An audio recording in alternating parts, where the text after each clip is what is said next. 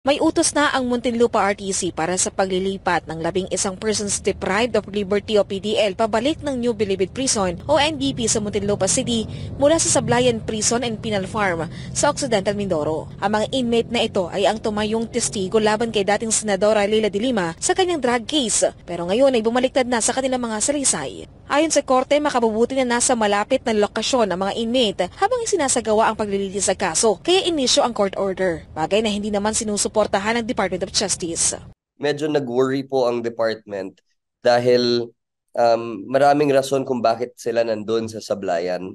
And one of them is because they were convicted of heinous crimes. No? And as part also of the jail decongestion efforts, doon sila nilipat sa Sablayan. And in any case, yung reasoning po ng court na gusto nilang mailapit yung mga inmates sa court, meron naman tayong video hearings na ino-offer. No? So yan po ay isang alternatibo na pwede namang gamitin ng korte. Isa pa rito, tutol ang DOJ sa paglilipat ng mga inmate dahil na rin sa jail decongestion program na tinutulak ng ahensya. Wala rin daw sa jurisdiction ng korte na pangunahan ang Bureau of Corrections sa pangangasiwa o sa security arrangement ng mga inmate.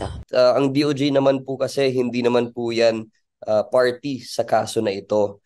So for them to hold jurisdiction over us will be a stretch. Of course, we respect the judiciary, although in this case, sa tingin po namin, medyo nag-overreach po ng konti when they directed the Department of Justice and the Bucor to transfer the witnesses from Sablayan back to the National Bilibid Prison. Pag-aaralan ngayon ng DOJ ang posibleng remedyo kasunod ng court order. Sa ngayon, posibleng hindi muna sila tatalima sa kautusan ng korte habang pinag-aaralan ang legal remedy para sa naturang kautusan. Ibig sabihin, sa kabila ng court order ay maaring hindi pa rin sila ililipat sa New Bilibid Prison. We will probably hold the transfer first pending any legal remedies that we may take, no? Dahil mahirap na rin na i-transfer sila pabalik sa New Bilibid Prison, tapos kung may mahanap kaming legal remedy, ibabalik na naman doon sa Sablayan. Samantala, nadagdagan pa ang testigo ng prosecution sa De Lima case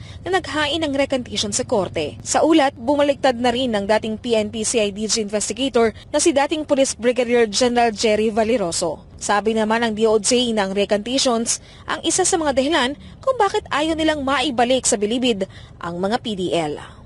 Recantations are always looked unfavorably, not just by the Supreme Court who has stated that in a line of cases, but also by the legal system in general.